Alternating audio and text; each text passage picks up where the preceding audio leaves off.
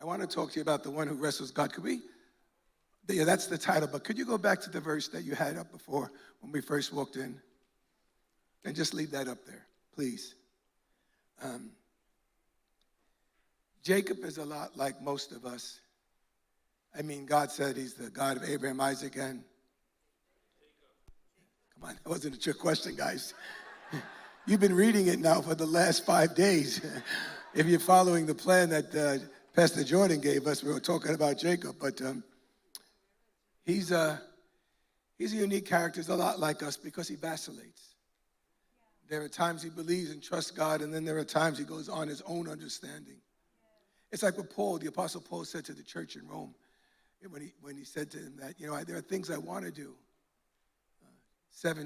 Chapter 7, verse 21. Things I want to do and I don't do. And the things that I don't want to do, I end up doing. And I can testify to that. And it's just something that we want God to change in us. And Jacob, his name means deceiver, supplanter, one who follows behind, one who manipulates. Those are pretty strong words. And yet God says, I'm the God of Abraham, Isaac, and Jacob. And Jacob had some good days, like all of us. And Jacob had some bad days. And in spite of his failures, though, in spite of the choices that he made that weren't wise, God chose him. God chose him to be his instrument. And I want you to leave here tonight so encouraged that regardless of the mistakes that we've made, you're part of God's plan. You're part of God's kingdom plan. And Jacob's life began when he was in the womb of his mother. He had a twin brother in there with him, Esau, and Rebekah was going through pain from feeling the struggle that was going on inside her stomach. And she didn't know, they didn't have sonograms at that time, so she wasn't sure what was going on. So she inquired of the Lord, smart woman. She inquired of the Lord. And God told her that you have two nations inside you. And the interesting about it, which breaks all their customs, is the fact that the older is going to serve the younger, which is not the way it goes. The older brother always, or your older sister, is served by the younger. But this is going to be different. This is something that is going to be unique. And Jacob and Esau, that's their names, the twin brothers, they grew up. Their father was Isaac. And Esau, he was like an outdoors man. He was a hunter. He liked the outdoors. He was like the Duck Dynasty guys. He probably wore camouflage and everything. And Jacob, he was like a homebody. He liked to cook. Like he put on the Food Network or Chop or something because that's what he liked to do. And that's fine. Unfortunately, here's the bad part. Unfortunately, Isaac, the father, favored Esau. And Rebekah favored Jacob. It was like a modern day soap opera going on in there. Some kind of reality show. And that's never good. Point taken to the side.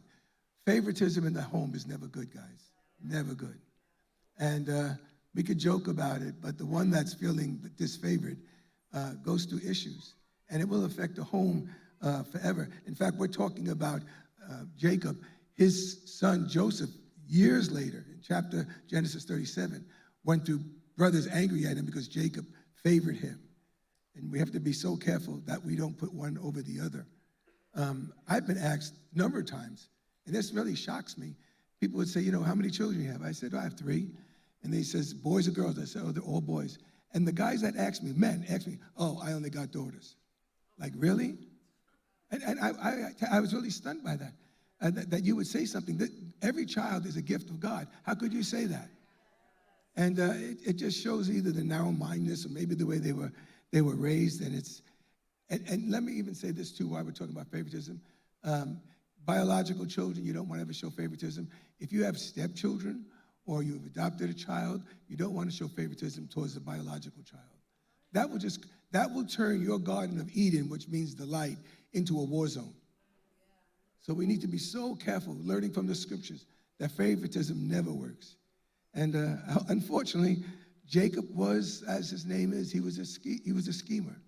There were times he walked with faith, but then there were times he was deception. He built altars. He was a man of prayer. He even had a prophetic revelation spoken over his life. But even that, somebody can prophesy over you or me, And if we don't align ourselves with God, that prophecy may not come to pass. The prophecy comes to pass when we align ourselves with God. And like with Samson, right? The angel prophesied over Samson, but he didn't choose God's way for him until at the very end when his eyes were taken out and he died killing all those Philistines. So there's just some things we got to be mindful of. Like Jacob had a prophecy over his life, and so he was special. God had a plan for him. In Genesis 27, tells us that the boys grew up, and their father Isaac was getting very old, and he thought he was near death. But yet when you read all the scriptures about it, it was another 20 years later before that ever happened. But in 27, he calls his son Esau in, and he loved the fact that Esau was a hunter. He loved game. He loved venison. And he told his son Esau, you know, I'm going to die soon, but I would love one last meal. And if you'd go out and hunt and bring me back some game, I'd really appreciate it. And then after I finish eating, I'll put my blessing on you. And the elder son got the blessing from the father. And so Esau goes out and he does what his dad asks. Now, Rebekah, who loves Jacob, heard this conversation. You know, tents have thin walls, so she probably heard him talking about it. And she decided to deceive her husband and switch the blessing around and get it over her son, Jacob. So she tells Jacob to do what I tell you to do, okay? I want you to go out and get 2 of the goats, choice goats, the young goats, bring them to me, and I'm going to prepare the meat, just like your dad likes it. And I'm going to get some clothes from Esau's closet and put it on you so that you'll have that smell. You know, like when you're outdoors, like when the kids play basketball all day, they're outside, they stink when they come in, right? There's that outdoor smell. They think it's great, but they stink. When you're outside, you have another smell on you. And so I'm going to put some of Esau's clothes on you so if your dad comes close to you, he'll smell it. I'm going to take some of the hide from the sheep and put it on your arms and your neck because Esau was very very hairy, but Jacob was very smooth. So Rebekah's going out of her way to make sure she can deceive her husband. And then she sends her son in there, and he goes to his dad, it's me, I want to bring you your food. And Isaac says, is that you, son? And Jacob says, yes, he lies. In fact, on my count, he lies 4 times to his father, the deceiver. And says, no, it's me. Here's your food. I made you your food. And I guess even Isaac's taste buds were starting to wane because he wanted venison, and they gave him goat, you know. I like roti, but I don't know if it tastes exactly like deer, you know. But he ate it, and he was happy about it, and he gave the blessing now to Jacob. And as soon as Jacob leaves the tent, the Bible says Esau comes in and says, Dad, I got you your food. And Dad says, how can you? You were just here. And so his dad tells him what just happened, and now Esau is so angry at his brother, so much so that he says he's going to kill him after his father dies. Because remember, his father said, I'm going to die soon. So he makes his plan, I'm going to kill my brother. Murder in the house. And as he plotted this, as he was thinking this and waiting for the right time, let me even say this. You have to discern Esau, even though he came out of Rebekah's womb and he was Isaac's son, he was someone that was really after self-gratification. Remember a couple of chapters before where he sold his birthright for a bowl of beans? I mean, I like beans, but I don't know if I'd sell my birthright for a bowl of beans. We can keep the birthright, get the beans later. But, you know, he was so famished. He was going to die because he hasn't eaten. He came back from hunting. And you know how that is. He wasn't going to die. We've been fasting 2 weeks now. Anyone dead yet? No, you know. We got 1 more week to go. Sunday we break the fast, right? Nobody's going to die. We might lose a few pounds. Might get a little cranky. Not you, maybe just me. You know, just you get a little cranky when you don't eat. But, you know, he says, you know, I'm going to die. I'm famished. Just give. He was self-gratification. That's all he wanted. He wanted his father's blessing, not because it meant that he'd be closer to God, but just because it was a blessing. Well, what happens is Rebekah hears about her son wanting to kill her other son, Esau wanting to kill Jacob. So she tells Jacob, here's what I'm going to do. I'm going to go tell your dad to send you to where we come from, and you're going to get a wife because you need to get married. So she tells Isaac to send him back, and that happens in Genesis 27. Isaac sends Jacob to his uncle Laban to take care of his flock and his fields. And in Genesis 28, we find out that on his way It's a famous story that Jacob was by himself. He lies down on the field. It's at night. And he uses a rock for a pillow. I would imagine he probably put some kind of cloth on it, because how do you sleep on a rock? You can sleep like a rock, but you can't sleep on a rock. But he did, and while he was dreaming, God gave him a dream. In fact, the women's fellowship that we're having in Wednesday, no, not in May, it's not in May, March, it's going to be about dreams. So ladies, just put that down. Yeah, they're going to have a panel and everything. Maria and a whole bunch of others are working on it, so that's going to impress, because God does speak in dreams. Sometimes it might be the Taco Bell that you just had, but sometimes he does speak in dreams. And he was dreaming, and God showed him a ladder that went from heaven to earth. God was on the top, and there were angels ascending and descending. It was like a stairway to heaven. It wasn't Led Zeppelin. This was something from the Bible. It was divine. And he knew it was God. He knew this was God. This was a special place. He knew it very well, very much so. And God begins to talk to him and begin to reiterate the fact that he's going to be faithful to the promises that God gave his grandfather Abraham. By the way, remember when Jesus saw Nathanael in John 1? He says that, he refers to that stairway. So it's Old and New Testament, of God on top and angels ascending and descending. And he gives him this assurance, God does in this dream, that he's going to have all the things God promised. And as a result, he calls the place Bethel. It's the first time the word Bethel is used, which means house of God. And as a result of this, he's happy, he's grateful. So he says to God, if you protect me, I'll give you a tithe. Which I don't think that's the way we should give, personal opinion. I think we should give.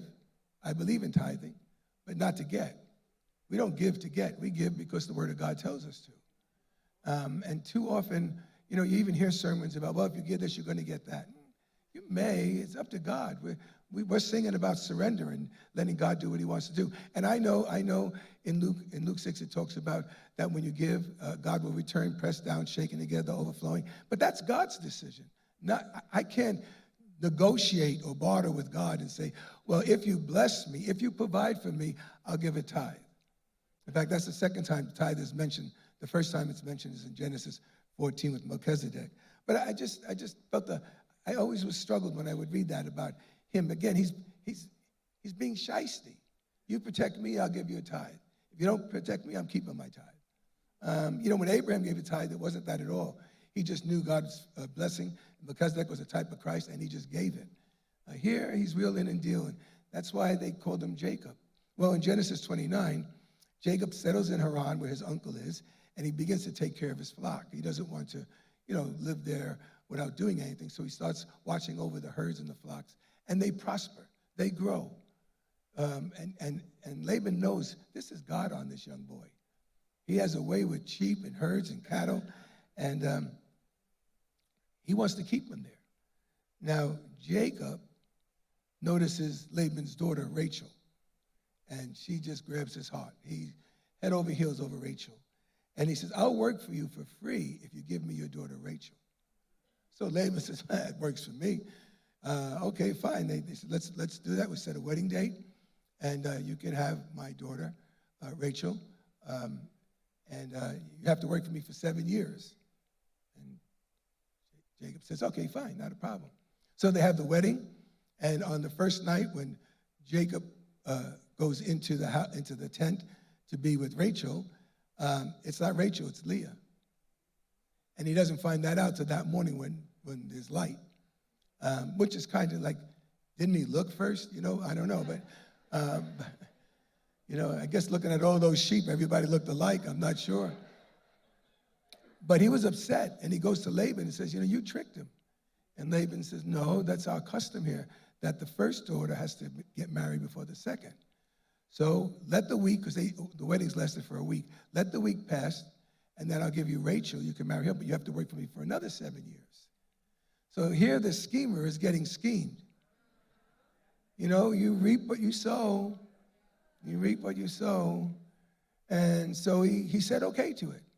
In fact, there's for all the men in here, to your girlfriends, your wives, your fiancés, He says 7 years felt like a few days. When you're in love, that's what it feels like. Marie and I will be married 50 years this year. I hope you watching, honey, on screen? Wait, we're married 50 years, and it feels like a few days. It's gone by so quick. I have to give Jacob credit because he's the one who said that. But so he has to go on with this, and he's going to take care of the sheep. And now he has 2 wives, and both wives came with handmaidens, mistresses, to take care of them. That's what they did in those days. If you remember, Sarah had a handmaiden, Hagar, when they went back to the land. So he's going to work these 7 years for him for having the daughters. And Jacob now has 2 wives and 2 handmaidens, which basically, because they have to have children, if the wife couldn't have a child, they would use the handmaiden. So basically, he has now 4 wives, really 3 too many, and they're having kids all over the place. They end up with 12 children, which, interesting though, think about this, that becomes the names of the 12 tribes of Israel. I mean, God will use anything and everything. And, it's sometimes hard for us to comprehend because of the cultural difference. But that's what they did, and they had their children, and the tribes were named after their children.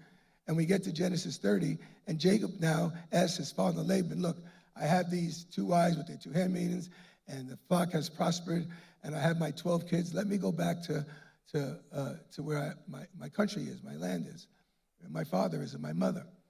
And Laban begs him to stay, because Laban knew this was like a good luck charm. This was a blessing from heaven. God's hand was on him. And he said, no, just stay with me a little bit longer, and I'll pay you whatever you want. So now here the schemer comes out in Jacob. He says, okay, here's the payment plan. I will watch over your flock, take care of them, and all the pure, unspeckled, unstriped sheep are yours. Which are the ones that have the most value? All the ones that are speckled and striped have less value. They're mine. So Laban's thinking he got a sweet deal here. No problem, that's a deal. You do that, and I'll take care of that. So they separate the flocks, and over time, Jacob's flocks increase more than Laban's. Here's how he does it. This is this kind of mind that he has. When the sheep come to water at the trough, he takes these branches from 3 different trees and peels them back. And he puts them in front of the watering trough, so when the sheep are drinking, they're looking at these striped branches. The sheep end up going into heat, and guess what they produce? Striped, speckled sheep or goats. And even though the ones that are not speckled or striped have more value, when you have quantity, that makes up for the value. And so his herds really prospered, but Laban's were okay, but not compared to his. And I'll say this on a side. In fact, Pastor Jordan shared this with the staff this week. As a church, what we put up here is intentional. Old and young, black, white, brown, yellow, male, female, because that's what we want to reproduce in the church. We live in a city that is multicultural, multiracial, and we can't have an all-white church, all-black church, all-Spanish church. That's not what God's called us to do. And what you put before the people, what is up here before the people is what we'll reproduce out here. To me, that was a principle. I believe God probably had to show Jacob that.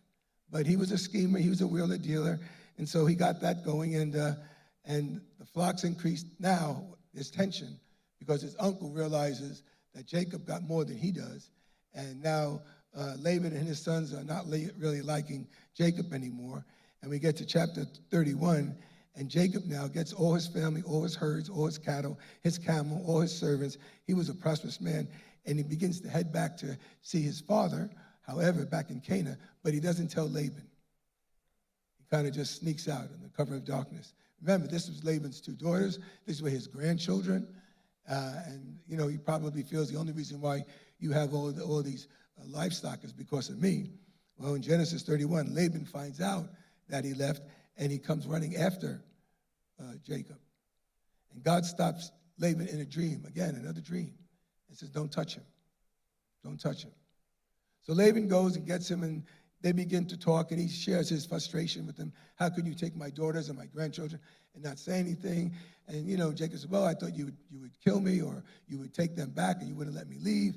And so they go back, they're making an agreement that, you know what, they're not going to hurt each other. But simultaneously, what Jacob did was he wants to go back to his homeland where Esau is.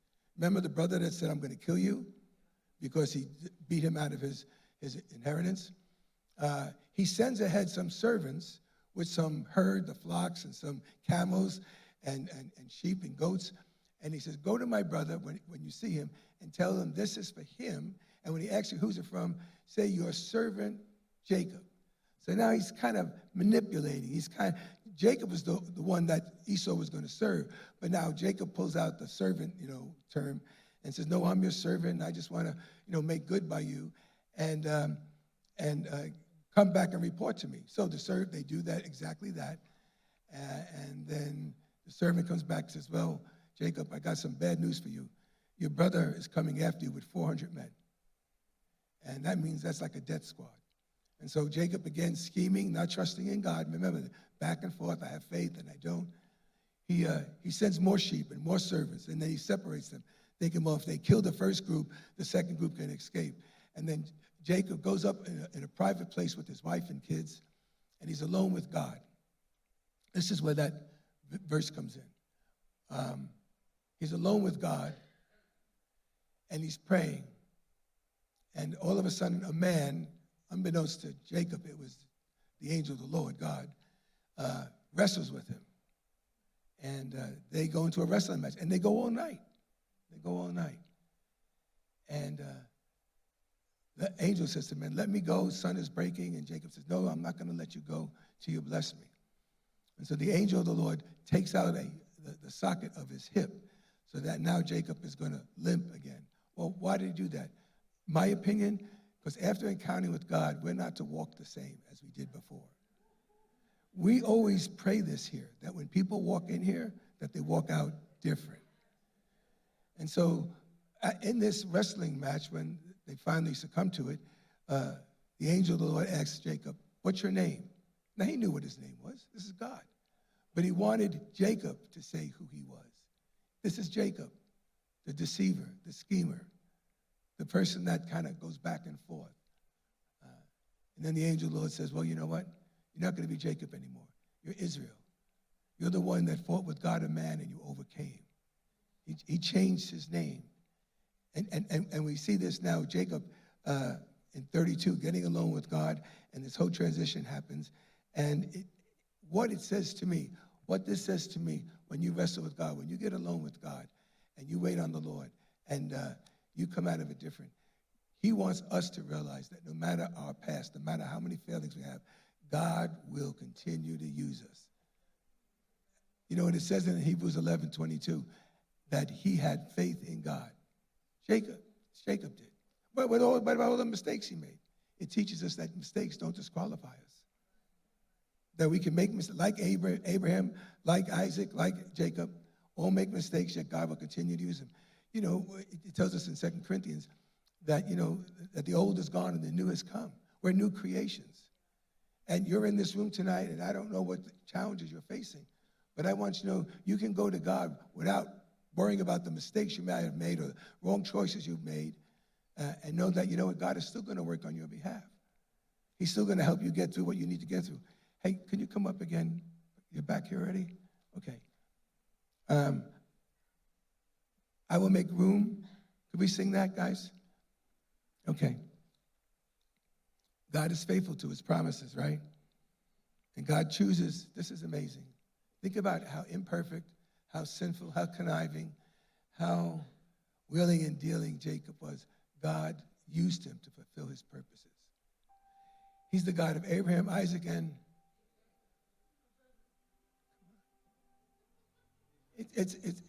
to me, I would go with the word Israel, not God. God's not ashamed of you. God's not ashamed of me.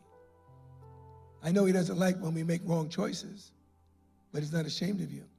And as long as you continue to hang in there and believe God, he's going to continually use you and get you to the struggles you have to get through. And we find forgiveness for our sins, right? It's a throne of grace. And what encourages me, there are no perfect families, no perfect people, no perfect pastors, no perfect churches. Just the ones that will continue to walk with God and maybe wrestle with God and wrestle with our own issues, knowing that God is going to use it. You think about Samson in chapter 11, the heroes of faith, or Manasseh, the king, which was a horrible king, and God used him. And Mary Magdalene, right? All those demons that were inside her. And what about Paul, who was Saul? Persecuted Christians. I mean, that must have been a hard thing to live with, because I'm sure the devil reminded him, oh, you Paul, now you're going around preaching the gospel and plant churches. Don't you remember you had those people arrested and you brought them back to Jerusalem in chains? God knows what happened to them. And when they were stoning Stephen, you held the coats of the people that were throwing the rocks. And now you're going to start a church. Yeah, because God forgave me.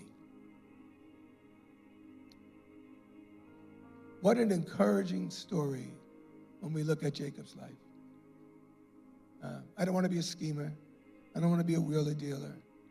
But I'm going to hang on the promise in Philippians 1:6 that the work God began in us is going to bring to completion. He's going to work it out for our good. And we're going to be able to look back and say, God, you are so faithful. Even when I wasn't, you were.